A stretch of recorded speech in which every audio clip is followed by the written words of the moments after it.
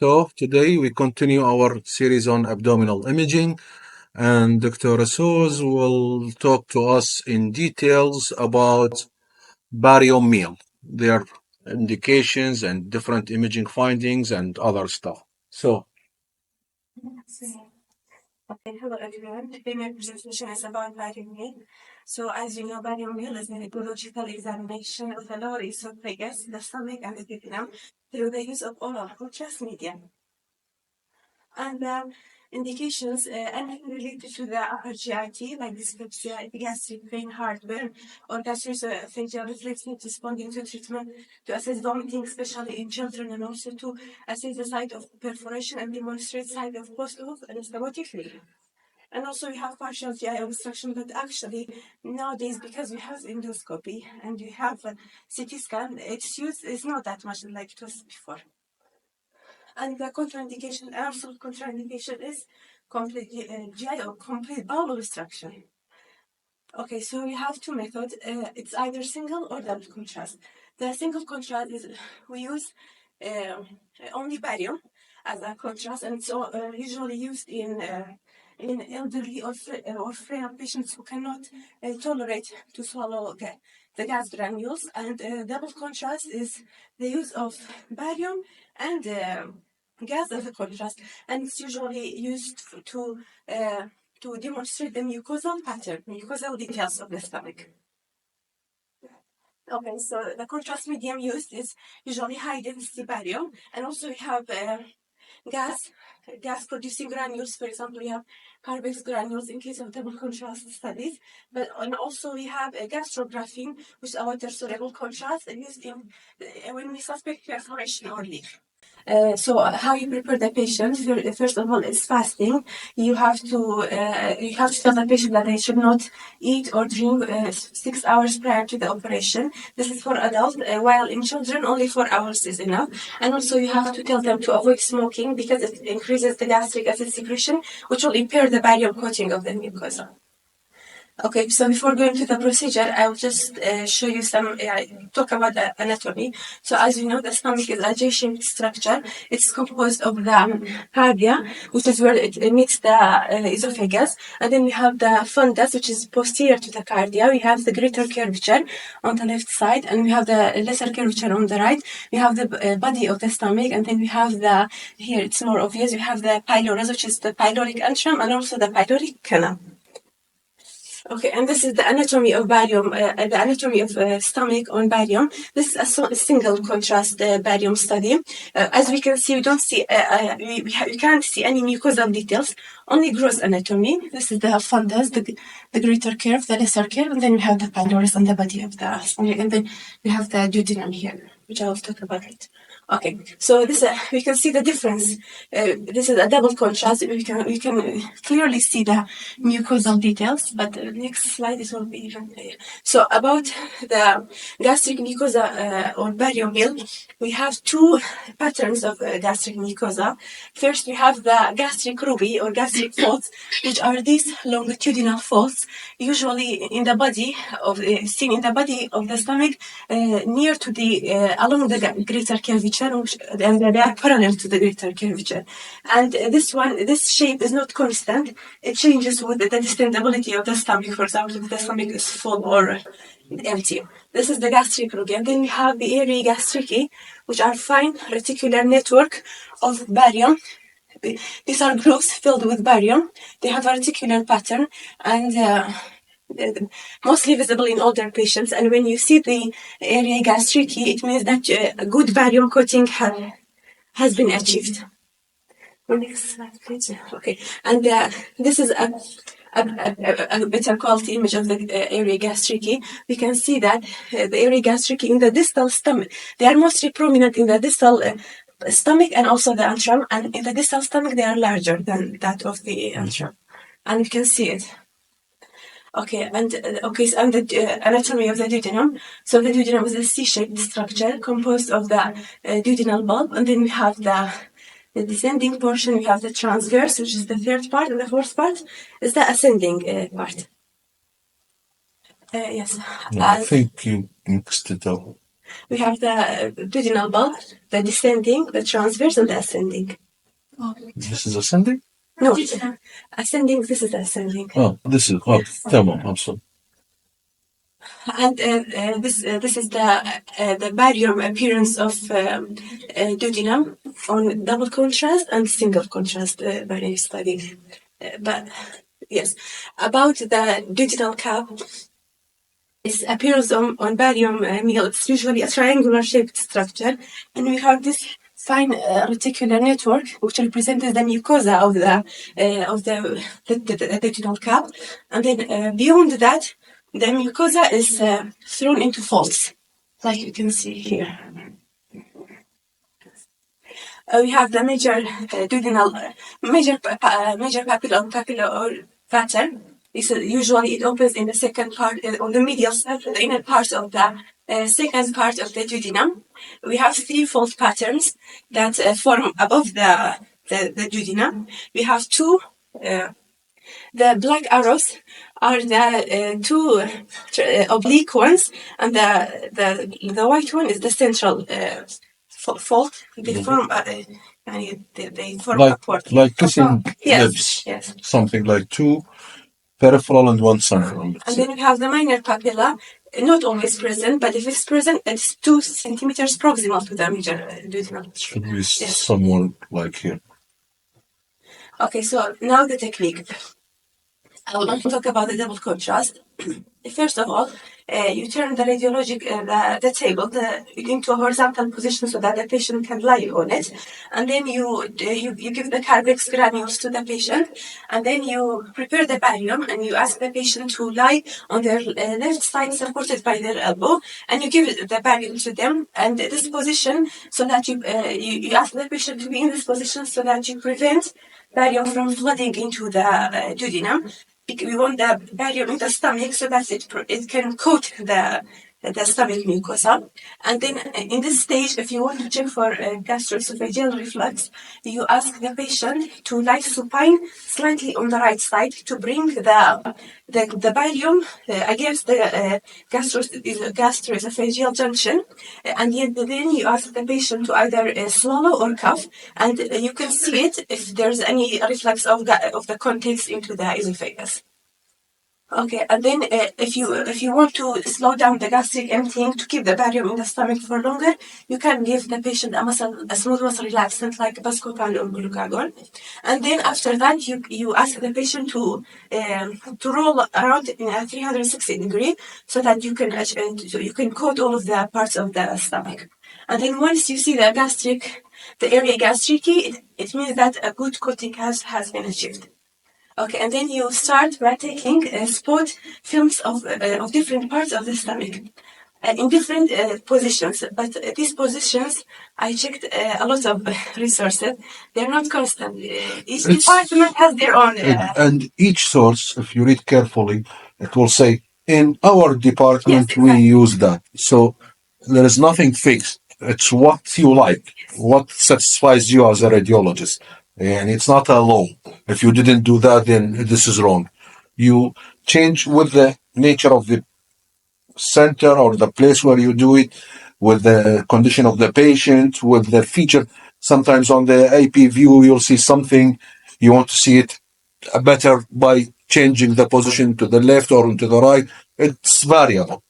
The main idea is that you see all parts of the stomach coated with both, with one time with barium, the other time with gas, so that you don't miss any pathology. But these exposure, you can use this series of exposures. First of all, in right anterior oblique position to demonstrate the antrum and the body. So, this is the antrum and the body. Supine position to demonstrate. Sorry, can you? Antrum and greater. Yes, it was antrum and greater curvature, but in supine position, it's to demonstrate antrum and the body. So in supine position, as I said in the anatomy, the fundus is posterior. So when the patient lies down on the table, it will become the most dependent part of the stomach. That's why we see barium accumulating in the fundus, and the gas will go up in the body and the antrum. Hence this appearance.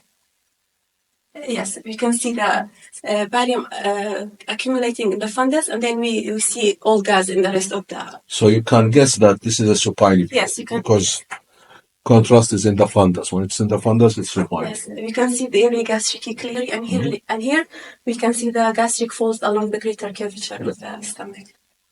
Yes, and in a left anterior oblique to demonstrate the lesser curvature in face. Yes. Lesser curvature.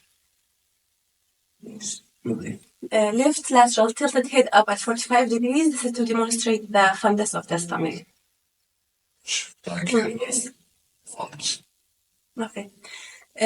So now the patient is in a left lateral position. From this position, the patient will turn supine, and then he will return to a left lateral position. This is to avoid barium flooding into the duodenum, which would happen if the patient. The first, I'll repeat it. First, in the last position, the patient was in a left lateral position. So you ask them to get into a supine position, and then into a left lateral, and then into a prone position. Yes. And this prone position is to demonstrate the duodenal loop. We want the patient in a prone position to demonstrate the duodenal loop. An additional view can be taken of the duodenal loop in a right anterior oblique position. And this is the duodenal loop. This one is for a single contrast. This is not normal. There is a stricture here, but it doesn't matter. Yes, and this is a double contrast of the duodenal loop.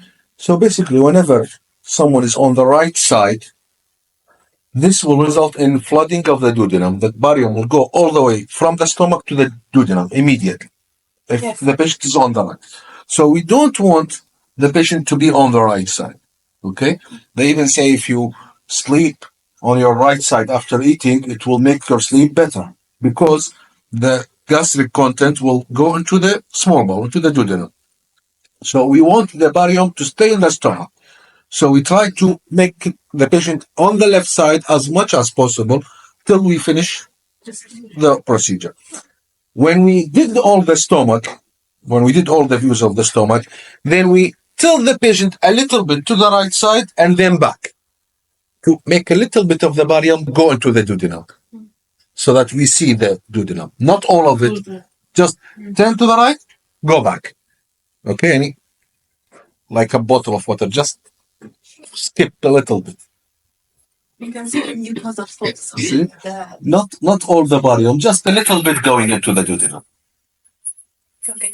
And the duodenal cap, we take them in this series of positions: prone, right anterior oblique, supine, and left anterior oblique position. And this is the duodenal lobe. As I said, it's a triangular shaped structure. Here it's filled with barium, while here it's filled with air, and we can see the mucosal details like a reticular pack. It has a reticular pack. Okay, so an additional view, if you suspect anything, an additional view of the fundus can be taken in an erect position. It's the opposite of the supine position. Now, because of gravity, the air will go up in the fundus and the barium will come down. You can see air fluid level just like you. Okay. So the after the examination has finished, you reassure the patient that their bowel motion for the next few days might be a little pale. That's okay. It's because of the barium. You just ask them to drink a lot of water and increase their dietary fiber. And also, if a muscle relaxant has been used, you will keep the patient in a detention until any blurring of vision has passed. The complications include leakage of barium. If you have an unsuspected perforation, which will lead to peritonitis. We have constipation because of the barium. We have aspiration if a patient has any problem with their esophagus, and also partial bowel obstruction, becoming a complete bowel obstruction because of barium impaction. Okay, so that was the first part. Now I'll talk about some pathologies and their appearances on barium meal. First of all, the gastric pathologies. The most common one is gastric ulcer. So, an ulcer is when a gastric ulcer penetrates the stomach through the mucosa into the submucosa and sometimes into the muscularis properia. So most gastric ulcers are benign. Almost 95% of gastric ulcers are benign. And the most common causes are, the first most common cause is H. pylori.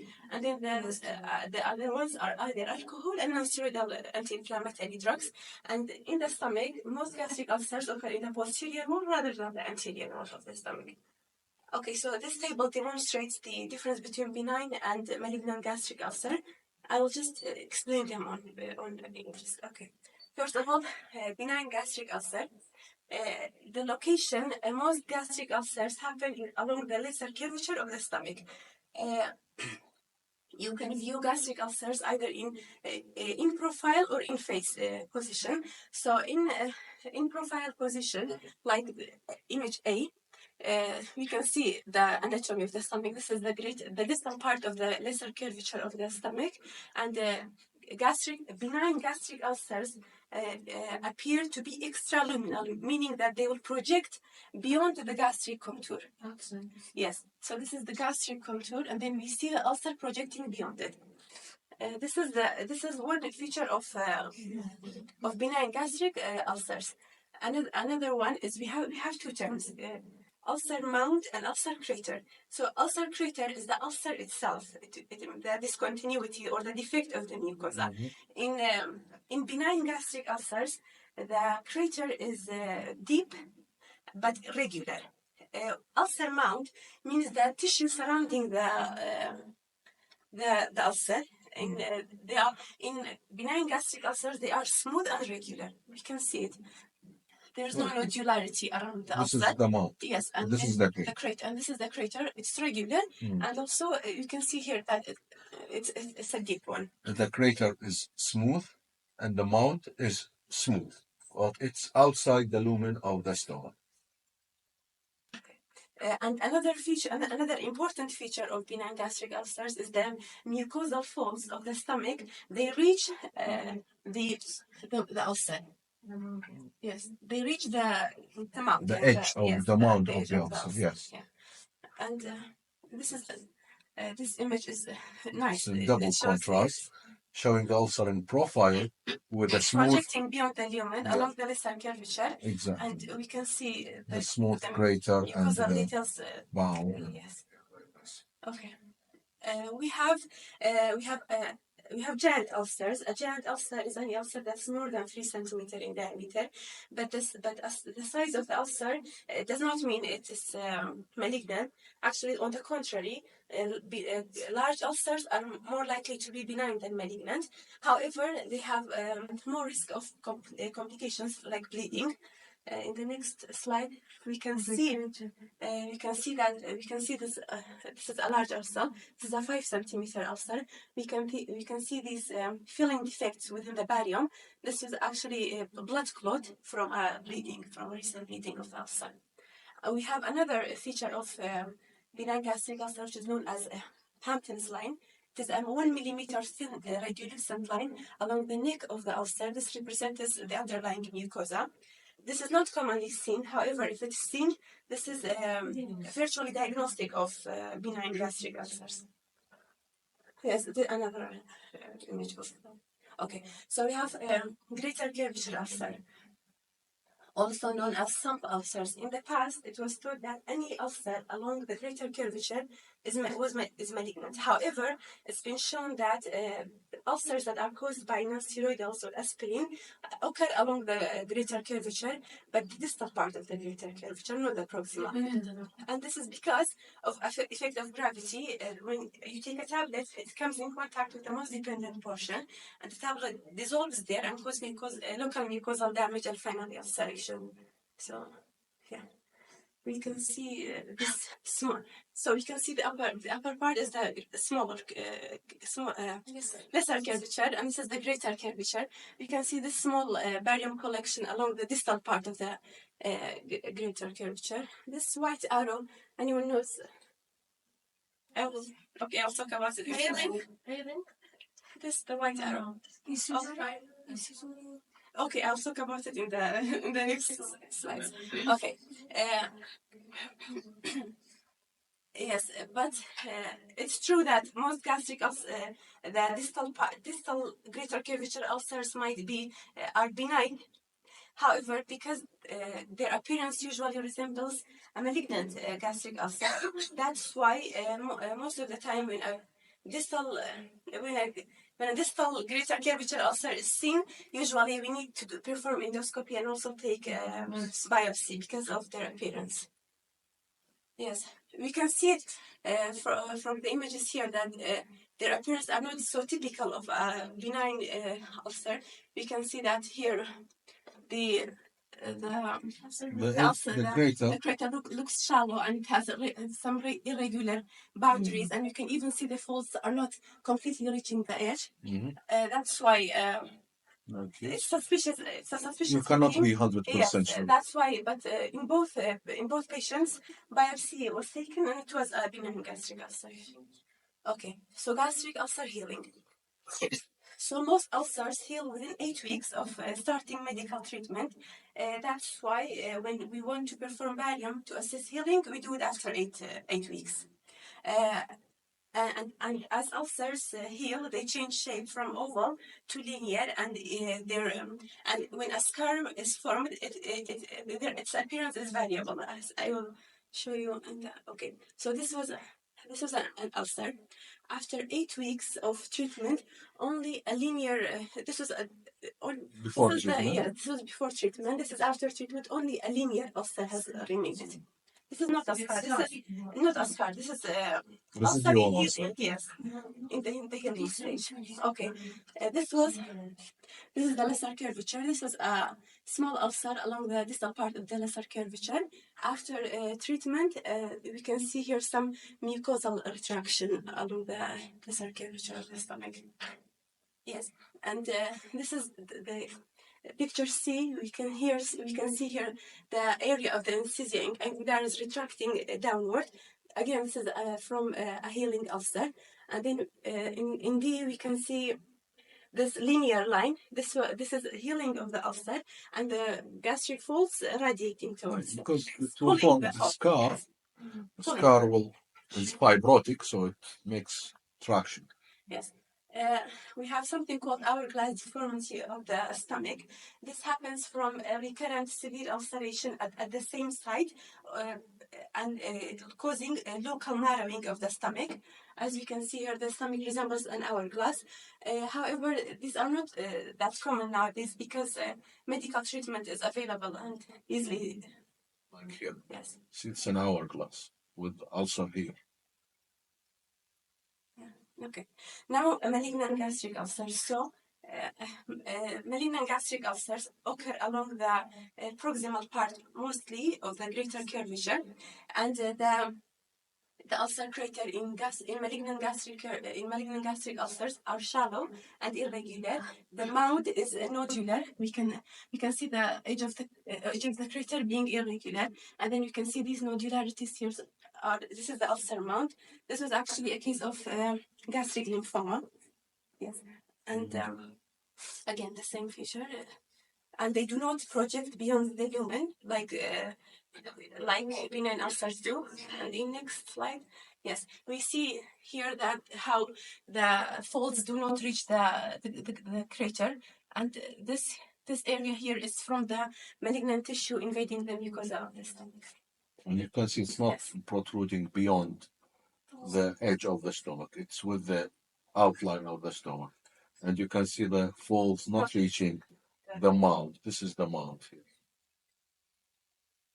Yes, this again, this is the ulcer. They appear to be intraluminal, and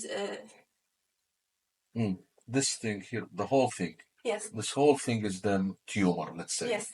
And this is the ulcer here on the irregular mound. Yeah. Another feature is of malignancy is the tumor forms acute angles with the wall of the stomach. Yes. Acute? Yeah. Yes. Okay. Another feature of malignant gastric ulcers is Karman meniscus sign. What's Karman meniscus sign is when an ulcer is intraluminal. A gastric ulcer is intraluminal. The edge of the ulcers forms a convex margin with the lumen of the stomach. Unlike malignant, benign gastric ones, they form a convex margin. Okay, like, what's this here? Carcinoma of the stomach, cancerous carcinoma of gastric ulcer. The huge ulcer has semicircular configuration. It's like this. This is the ulcer, the whole thing? Yes. It's the meniscus. Yeah. Okay, so gastric erosion. So an erosion is a superficial gastric ulceration, which does not go beyond the vascularis. And again, the causes are the same as gastric ulceration. The most common one is H. pylori, and the rest is either non-steroidal or alcohol. And we have other causes, but these are the three most common causes. And the difference between an ulcer and an erosion is that erosions heal completely without forming any scar. And on barium meal, they appear as small barium collections. We can see here, and they are surrounded by a radiolucent rim of mucosal edema. Like here. Yes.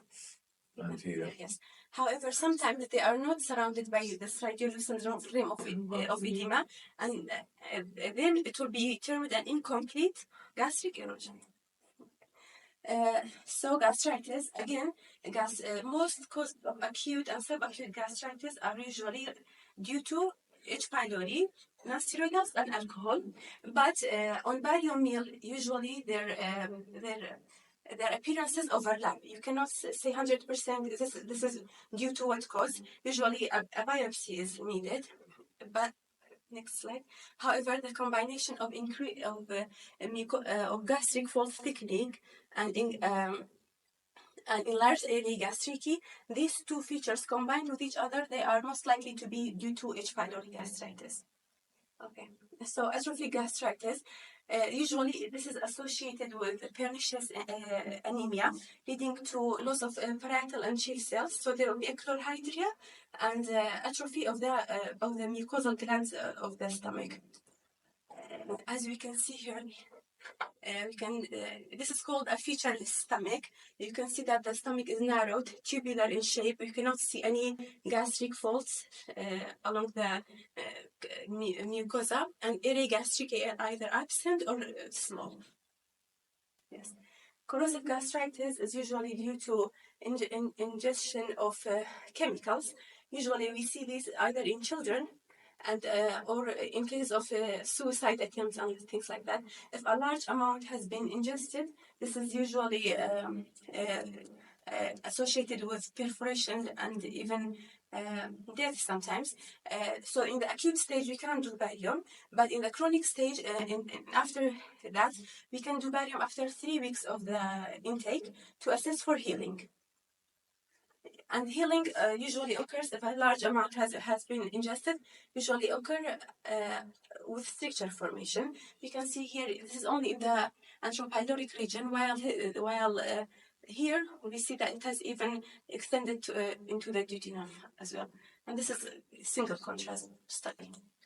Okay, so polyps, we have many types of polyp, hyperplastic, adenomatous, hamartomatous. However, on barium meal, they all have usually the same appearance. That's why usually a biopsy is required.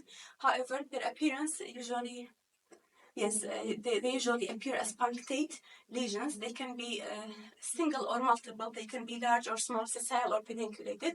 In both of these images, they are multiple and small. However, and you notice it's the opposite of the gastric erosion. Yes. Of gastric erosions, you'll see white collections of barium, yes. while here you see Filling black defects, yes. filling defects, you know? Yes. Whenever we see multiple gastric polyps, you have to take into consideration the syndromes like Creutzfeldt syndrome and things like that. And this is a single polyp, yes, along the lesser curvature. So in the past, barium meal was used as a screening tool for patients at risk for gastric carcinoma. However, this is not used anymore. And their appearance usually, they appear multiple irregular filling defects of barium scattered throughout the stomach. Okay. So Linitis plastica. This is when the tumor invades the gastric wall, usually seen with adenocarcinoma of the stomach. So leading to desmoplastic reaction, thickening and fixation of the stomach wall. And on fluoroscopy, we can't see any peristalsis of in the stomach. Yes, we can see here that the stomach is tubular and even It's fixed. Featureless and fixed. Fixed. No peristalsis. Yes. Not the same image here, the same image here, and it's tubular. It's narrowed. It's like it's made of plastic. Yes. Okay, hiatus hernia. We have two types of hiatus hernia. They're either sliding or rolling. The sliding one is the more commoner type. And it's when in sliding we can see the gastroesophageal junction along with the part of the stomach above the diaphragm. However, in rolling, the junction stays in its place while the part of the stomach will herniate. This is so this dotted line represents the diaphragm, and the arrow represents the junction, and we can see that the junction along with the part of the stomach are above the diaphragm. Okay. So that is about the stomach. In duodenum, again, we have duodenal ulcers. So most duodenal ulcers occur in the bulb of the duodenum, and the rest are post-bulbar. Unlike the stomach, duodenal ulcers occur equally along the anterior and posterior wall of the stomach. Their incidence is equal. Yes, so this is a bulbar ulcer. It has the same feature, the benign ones has the same feature as the benign gastric ulceration. It can happen on the anterior or posterior wall of the duodenum. Yes, equally, they have equal incidence. Yes. Like here. Okay, so the post-bulbar ulcers, most of them occur in the descending part above the papilla of Vater. This is the crater. Yes. Above or proximal to the papilla of Vater. If they occur distal, you have to think of Zollinger-Ellison syndrome. And you have recurrent ulceration. What's Zollinger-Ellison syndrome? Gastrinoma leading to multiple gastric ulcerations. And they are distal to the duodenal ulcer. Yes. Yeah, exactly. So clover leaf deformity is when you have clover leaf deformity is when you have recurrent ulceration in the duodenal cavity. It will heal like this. This is the clover leaf. So you'll have this appearance. Yeah. Okay. Okay, so duodenal diverticulum, usually they occur in the second part of the duodenum on the medial side. They are common, but usually asymptomatic and usually incidental diagnosis. You can see the invagination of barium on the second part and medial. Fluid level, huh? So yeah, that's it.